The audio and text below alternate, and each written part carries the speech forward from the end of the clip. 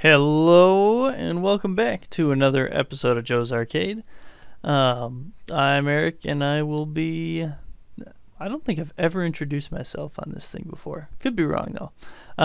Anyway, I will be working today on doing a little bit of furniture modeling. I think I'm going to try to do a clock, which is one of the few items left.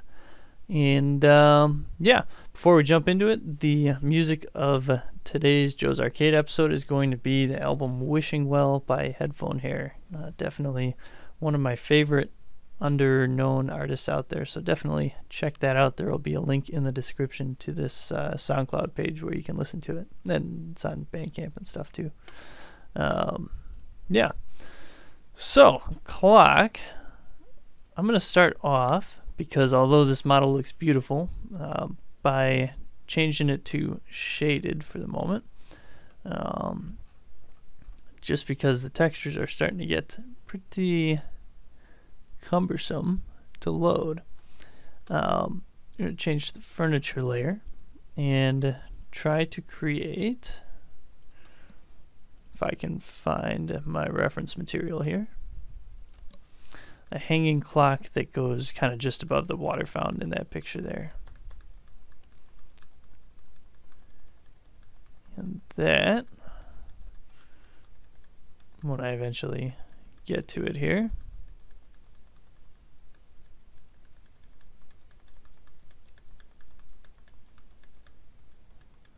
just gonna eye past one. It's gonna look something like this. There we go. So, I did take a quick look on the 3D warehouse, but didn't find anything that really looked good enough to adapt. That didn't seem like it would be more work than just designing the clock itself. So, yeah, clock goes up here. Let's get the ceiling in here, just for reference. I'll turn that off and turn it on later. Yeah, so I've got this thing at 8.5 inches thick and a 13-inch diameter. We're going to try to eyeball some of these details on the side, and then probably just do a photo texture for the face. I think that'll be the simplest way to do it. And it's going to be mirrored, so I'm really going to just try to model half of it. So I want to do a circle, and I want to do, let's try 48 sides.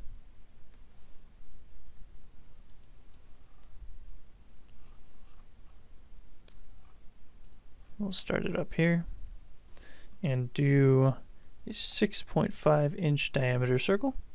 Yeah, that looks pretty good. And we'll go ahead and do a couple extrusions. So I would say, just from looking at the picture here, the critical things I'm going to try to capture will be maybe this little bow in the middle there, then there's a wider ring section, then there's a face here with sort of a rounded edge. And right away I'm starting to realize probably not going about this the right way. I think I'm going to want to create an edge profile and just revolve it, which seems to usually be the easier thing to do for this sort of a circle model. So we'll do a rounded edge there, straight edge there. I'm going to just make some quick assumptions here and say, if I need to make this thing overall 8.5 inches thick, then if I divide that by 2, I get 4.25 inches, which leaves me thinking that I'll say maybe this is a 1/2 inch thick, and because it'll be split over the 2 halves, I'll make it that 1/4 inch. So I'll drop off a 1/4 inch there, and just for fun I'll actually pull up the calculator here and do 4.25 minus 1/4. Then I'm going to say this is probably about 2.5 inches there, which leaves me with 1.5 inches. I'll say there's maybe a 1/4 inch in this detail, which leaves me with 1.25 inches there, and maybe another 1/4 inch of that is rounded,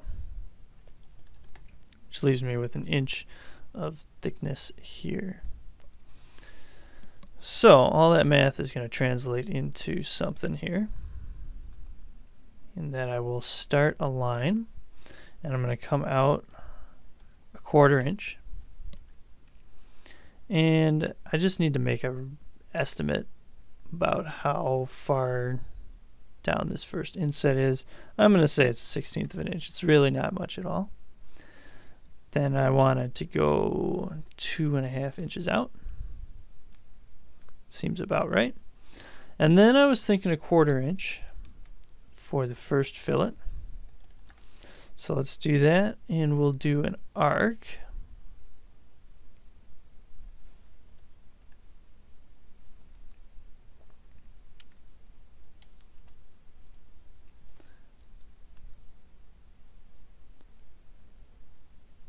And we want to make that arc tangent, like so.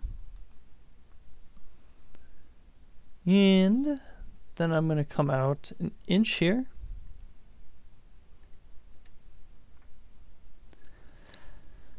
And I'm going to bring this, well, taking a look at my picture here.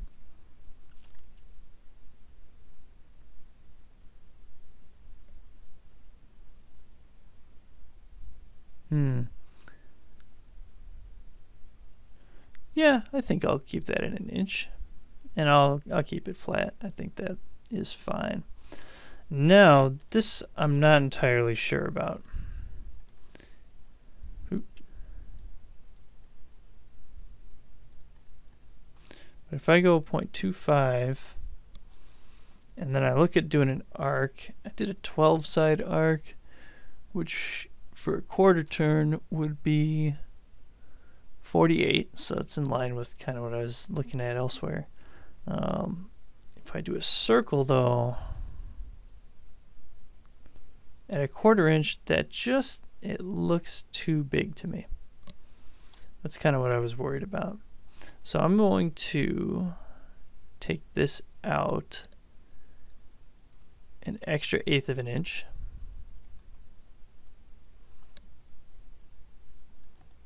.125, and then we'll go 0.125,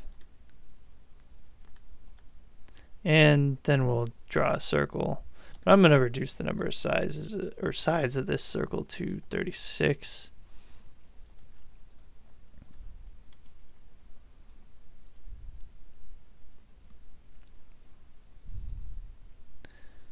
Take that and then delete the back half of that, and delete these extraneous faces.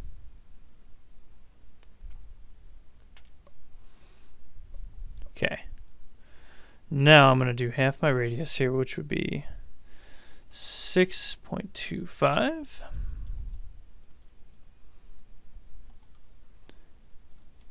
I'm going to grab that, and I'm going to scale it by -1.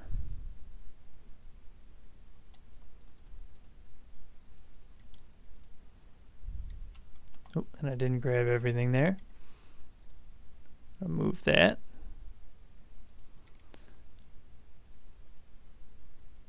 Connect this.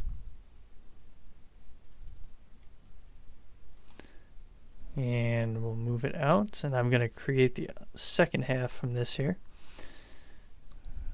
by doing another -1 scale.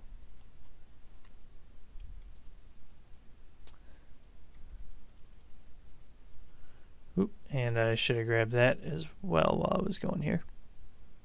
I don't like these split lines, which is why I'm deleting them there, just to make a single line. Makes for a little bit cleaner of a model, in my opinion. And we'll go and do a connection And if I did everything right here, this should connect into a face. Hey, it sure did. Okay, so now is the tricky part, and I think everybody who's like really practiced with SketchUp Revolve tool is probably laughing at me, but I mess this up almost every time. I actually screwed up, and I just needed my two halves like that, I believe. Because now I create a circle,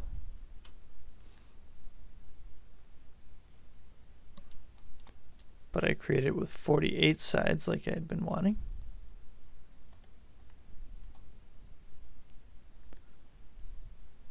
And I'm going to bring it up to there.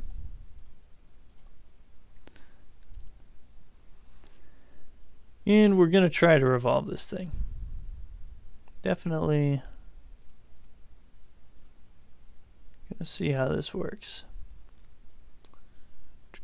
Follow me tool.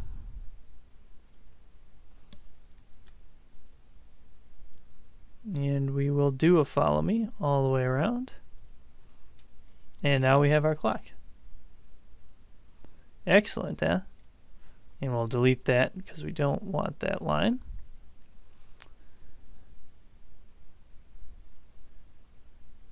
And yeah, it kind of looks like a drum, honestly.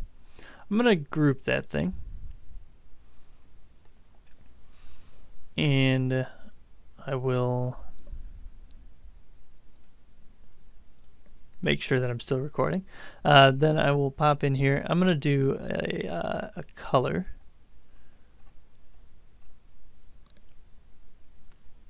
For the outer edge of this. But actually I'm thinking I'm going to do it after I get the face in.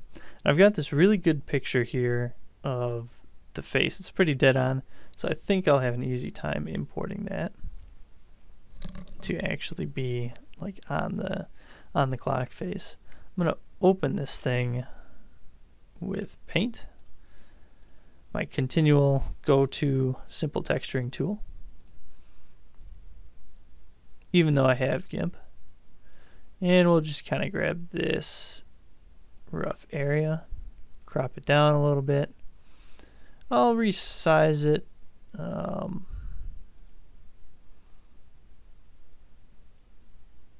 Let's go 1,000 pixels, and then I'm going to crop it again, I think.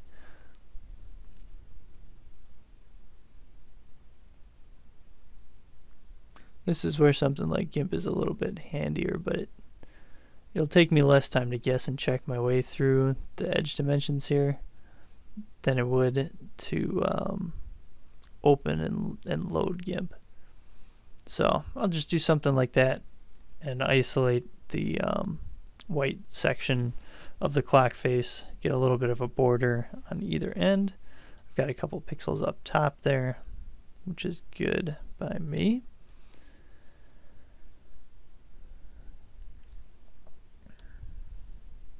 And let's see what I got here. Yeah, it's not quite square, but I think it's going to be close enough. I'm going to resize this to be 512 on the short edge. And we'll do a save as.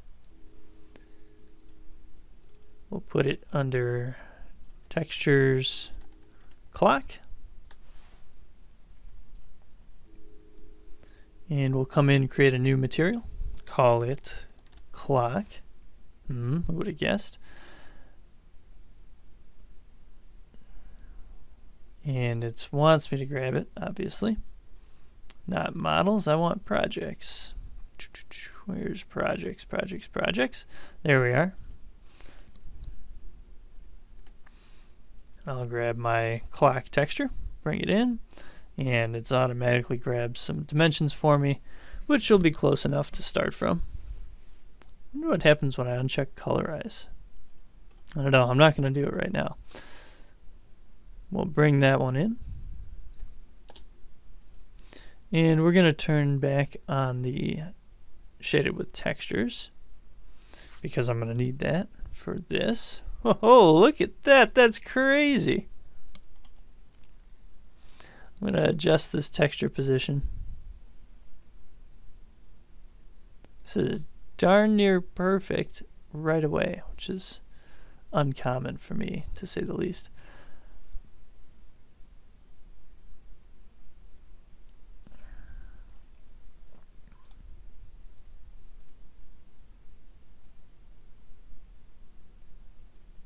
We'll make it just a touch bigger to clean up some of the edge shading issues that I'm seeing there. But overall, I like that quite a bit. There's a little bit of room glare in it, but it also looks very close to how it actually looks with using a photo texture. And it's straightforward, which is the other part that is nice.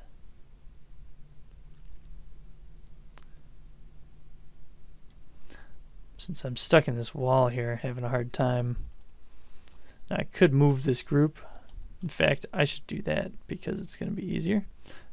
When you work with things in a group, it's a lot easier to select and move them because you're not dealing with nearly as complex of geometry selection. Let's position this again though. And we'll just make that ever so slightly bigger. Make it a little bit easier to center here.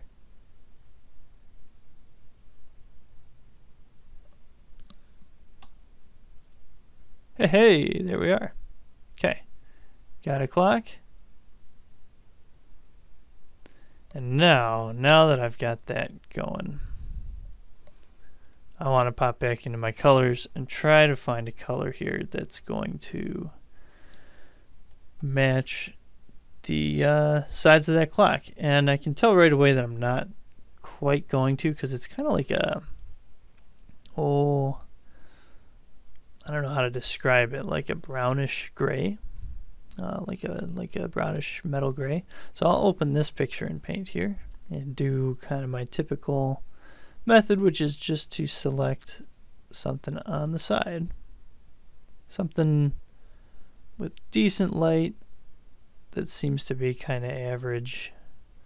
Although I've noticed that it kind of helps to not pick something that's too washed out. I'm going to go down here closer to a shadow, pick that color, and now I'll edit my colors to grab some RGB.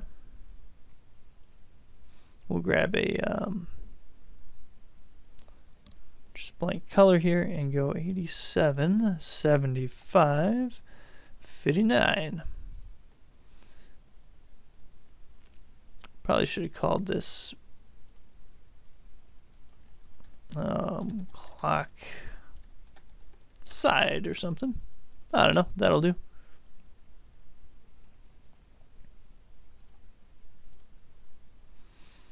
Okay. And that, I don't know about you, but I don't think looks hardly dark enough. So we'll come in here, we'll edit it, make it a little bit darker. I'm going to actually do that through Paint.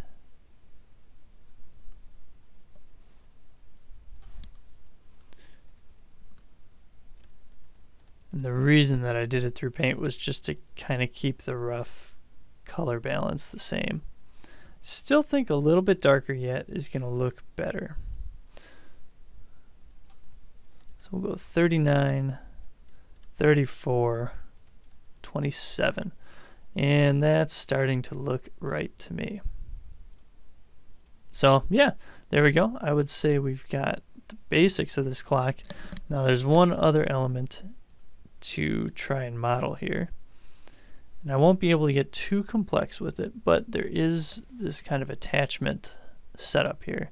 So I would say it's pretty much a plate, a cylinder coming down from it, and then a plate with a little bit of a rounded top there. And it extends into the clock. And I'm going to use kind of a sneaky trick to get that to happen, potentially. We'll see. We'll see how I'm feeling. So first of all, this plate, I would say that's maybe a little bit larger than these edges. So I'd say it's maybe 6 by 6.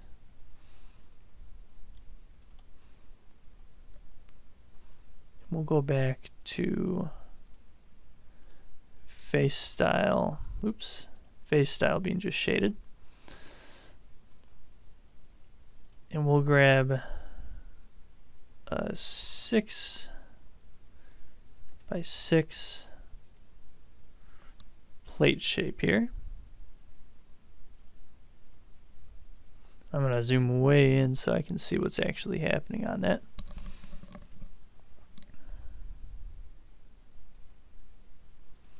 Because there's, looks to me like at least a 1/4 inch radius on that as well. So I will implement that. SketchUp has got some really intelligent dimension snaps. I like there how it, well, it knew that I was trying to do a 1/4 inch everywhere. Of course, whatever's going on with these faces would seem to be a little less intelligent, but we won't really be able to tell until I've cleaned this up. It may have just created a lot of extra faces overlapping each other here. I'll delete the extra bits of circle that we don't need, and already that's cleaning up, but it still doesn't look good. So we'll just delete that thing. Oh, you know what? It also is probably just overlapping with the floor here. Yeah. Because I do just have one single face there. So yeah, that's all that was. All right, we will pull this out. I'm feeling 3/8 of an inch.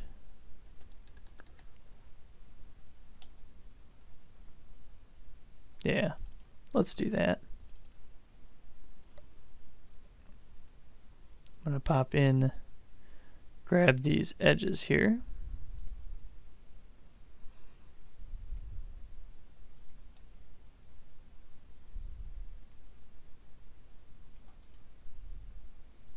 We'll hide those. Okay, now I'm going to create a line here for a center point, and I'm going to draw a 4-inch diameter circle. It's just a gut feel about how big this thing might be. And height-wise, it's kind of the next question here. I'd say maybe it's 2 inches.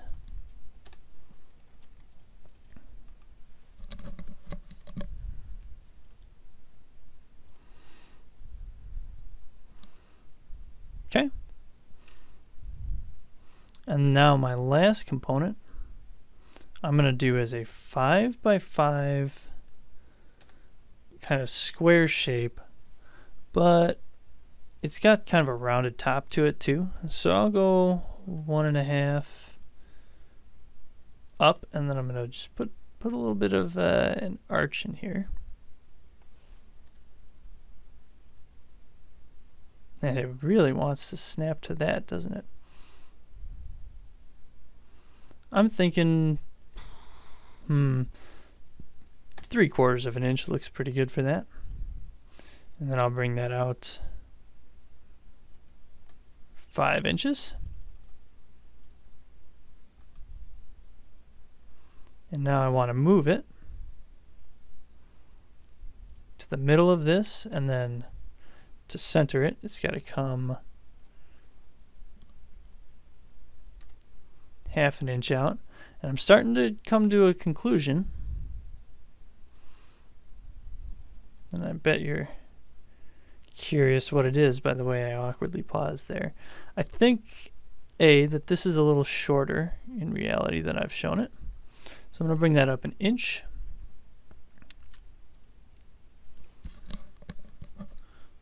And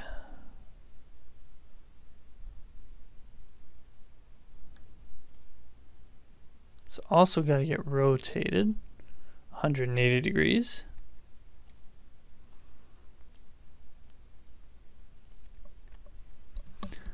But I also think there's probably an arch in both directions, if I had to guess.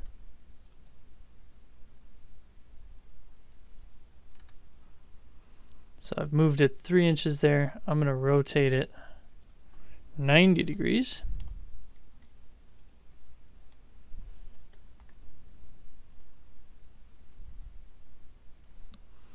There we go. And I'm going to now do something with intersect faces to try and generate this geometry. So I'm going to grab this,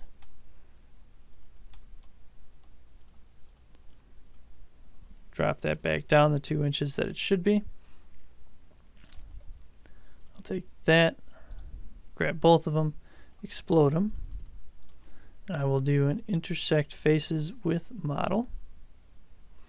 And now I should be able to delete these edge lines. Kind of generate this, yeah, funky bowed shape here.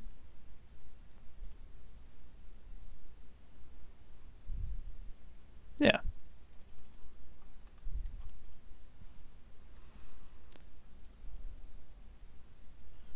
And let's get in here close and actually take a good look at that.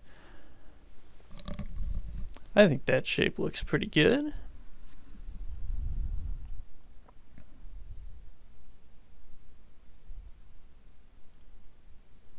I'm going to grab the midpoint.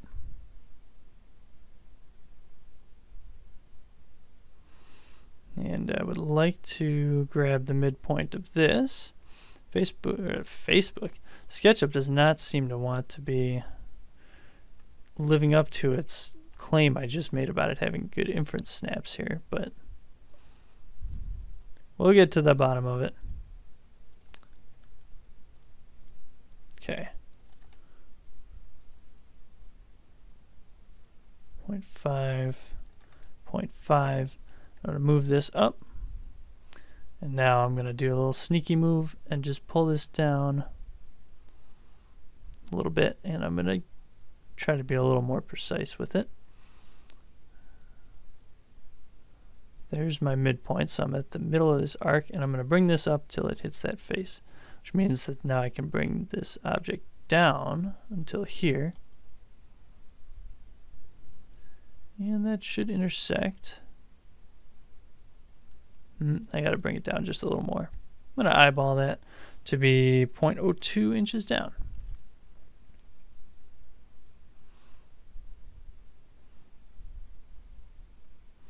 I'll double check this. Ooh, kind of losing it there. Just make sure, yeah, no weird overlaps. Now we'll explode this, intersect faces with model.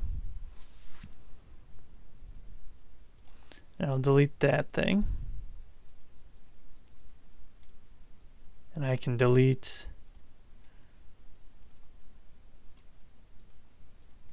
these inner bits.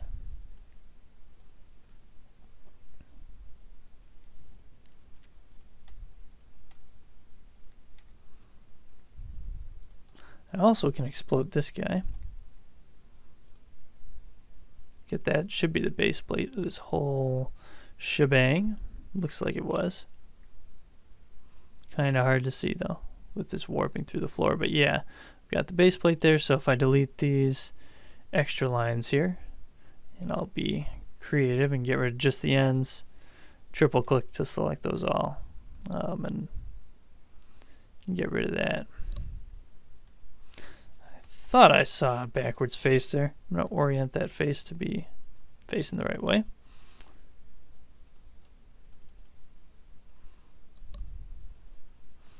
And there is this plate, more or less. Okay, so this whole thing now needs to be rotated 180 degrees.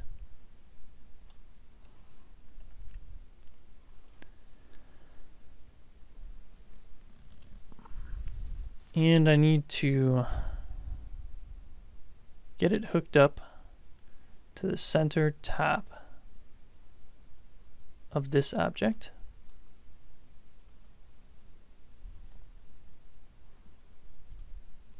So there's the center of that. Just marking this stuff obviously so that it's easier to move.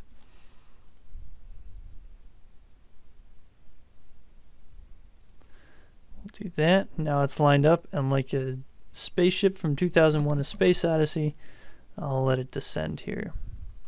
And I'm going to go, whoa. I'm going to go back on my previous decision and make that taller again. Because now I can bring it down. Oops. I was trying to use AutoCAD snap commands there, which don't really apply to SketchUp.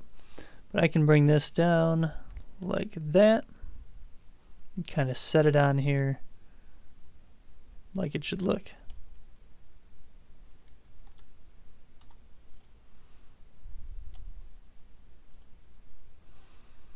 Color that thing.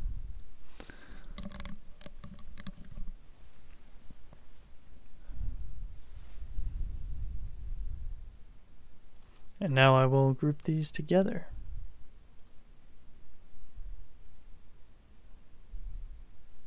Okay. Now the last question. Should I explode these? I think I'm going to. Might take it back on that. It would be a real pain to have to rebuild this clock. But it's nicer when it's a single piece of geometry. So I'm going to explode these. And before I go crazy like I just did, we'll do an intersect faces with model. It's doing a whole bunch of math there, because I have quite a few faces on this thing.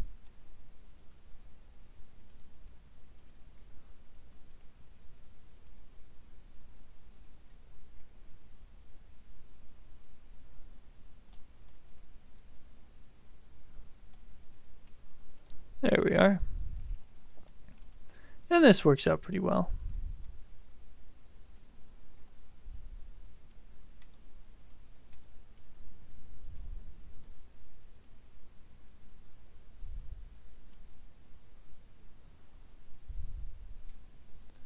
Delete some of these extra lines.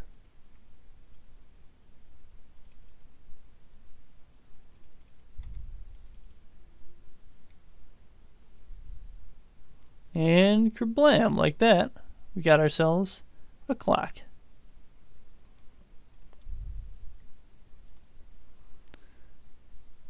Now this thing actually belongs over here by the door. And I am going to need the ceiling back on.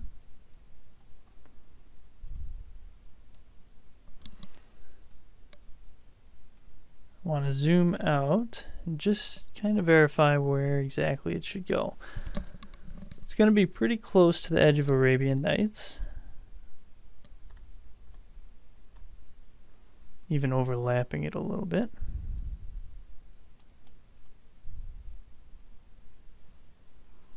Something like that. If I bring it up, do another compare here, I think it probably can come left a little bit more.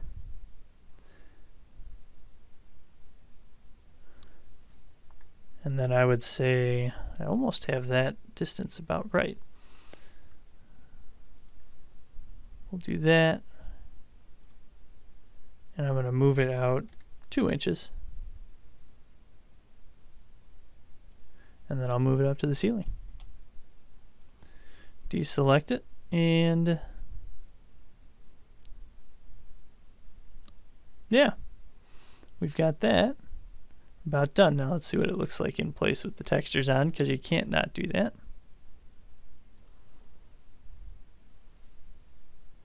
Not bad. Not bad.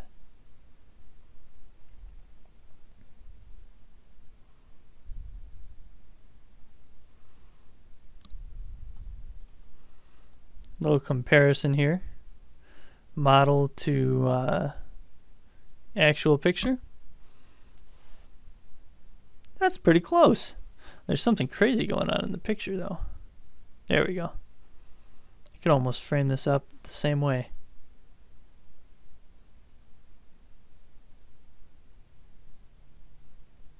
Yeah, that's neat. So,